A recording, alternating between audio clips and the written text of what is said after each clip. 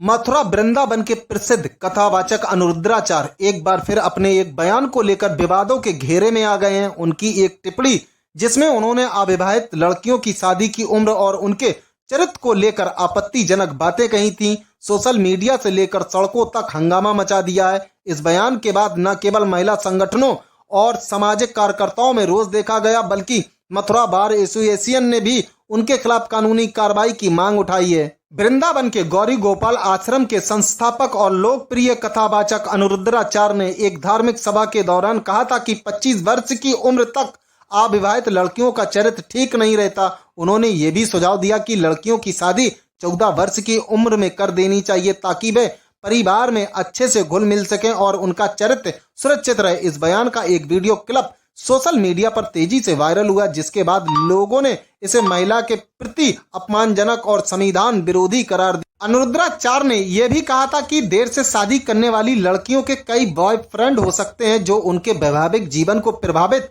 करता है। उनकी ये टिप्पणी न केवल लैंगिक रूप से असंवेदनशील मानी गई, बल्कि भारत में बाल विवाह को गैर कानूनी बताने वाले कानून के खिलाफ भी देखी गई, जहां लड़कियों की शादी की न्यूनतम उम्र 21 वर्ष निर्धारित है। इस बयान के बाद मथुरा, प्रयागराज, लखनऊ और भोपाल जैसे शहरों में विरोध प्रदर्शन शुरू हो गए। मथुरा बार एसोसिएशन की महिलाएं अभिवक्ता ने इसे संविधान विरोधी और भड़काऊ बताते हुए कलेक्टर परिसर में अनिरुद्धाचार्य का पुतला फूंका। बार एसोसिएशन की अभिवक्ता प्रियदर्शनी मिश्रा ने इसे यौनाचार की श्रेणी में आने वाला बयान करार दिया और उनके खिलाफ एफआईआर दर्ज कराने की मांग की। श्री कृष्ण जन्मभूमि संघर्ष न्याय की प्रदेश अध्यक्ष गुंजन शर्मा ने कथावाचक के बयान को शर्मनाक बताया और कहा कि ऐसे बयान आध्यात्मिकता व्यक्ति को शोभा नहीं देते। प्रयागराज में महिला संगठनों ने चेतावनी दी है कि यदि अनिरुद्धाचार्य ने माफी नहीं मांगी तो उन्हें शहर में प्रवेश नहीं करने दिया जाएगा। सोशल मीडिया पर भी उनकी टिप्पणी को लेकर तीखी आलोचना हुई, जहां कुछ यूजर ने उन्हें कथित भोवाचक तक कह डाला।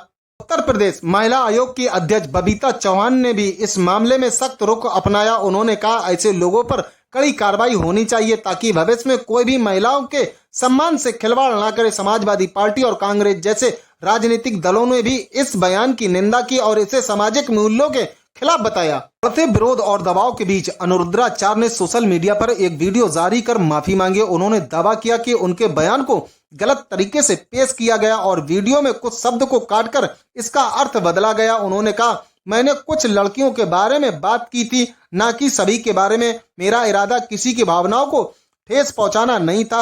नारी तो हमारे लिए लक्ष्मी का रूप है। यदि मेरी बात से किसी बहन बेटी को दुख पहुंचा हो तो मैं क्षमा मांगता हूं। उन्होंने यह भी दावा किया है कि वायरल वीडियो एआई द्वारा बनाया गया हो सकता है, जिनसे उनकी बात को तोड़ मरोड़ कर प्रस्तुत किया। हालांकि उनकी इस माफी और सफाई से कई संगठनों का गुस्सा शांत नहीं हुआ। मथुरा बार एसोसिएशन ने कहा है कि वे इस मामले को कोर्ट में ले जाएंगे और धारा 156(3) के तहत याचिका दाखिल करेंगे। ये पहली बार नहीं है जब अनिरुद्धाचार्य अपने बयानों के कारण विवादों में घिरे हैं। वर्ष 2022 में उन्होंने महिलाओं की सुंदरता को लेकर टिप्पणी की थी, जिसमें कहा था कि अत्यंत सुंदरता महिलाओं के लिए दोष है। इसके अलावा 2024 में भगवान शिव को कृष्णा का साला कहने पर भी उन्हें संत समाज के विरोध का सामना करना पड़ा था, जिसके लिए उन्होंने माफी मांगनी पड़ी थी। उनकी हास्यपूर्ण शैली जैसी बिस्कुट को बिस्की किट कहना उन्हें सोशल मीडिया पर मीम सनसनी बनाती है, लेकिन उनकी धार्मिक और सामाजिक टिप्पणियां अक्सर लैंगिक भेदभाव और रूढ़ियों को बढ़ावा देने का आरोप झेलती हैं। महिला संगठनों और अभिवक्ताओं ने अनिरुद्धाचार्य के खिलाफ कड़ी कानूनी कार्रवाई की मांग की है। मथुरा बार एसोसिएशन के अध्यक्ष प्रदीप शर्मा ने कहा, ऐसे बयान समाज में जहरीली मानसिकता फैलाते हैं। प्रशासन को तुरंत कार्रवाई करनी चाहिए। बार एसोसिएशन ने एक समिति गठित की है जो इस मामले की जांच करेगी और इसके आधार पर आगे की कार्रवाई तय की जाएगी। हालांकि अभी तक स्थानीय प्रशासन ने इस मामले में कोई आधिकारिक कार्रवाई की पुष्टि नहीं की है।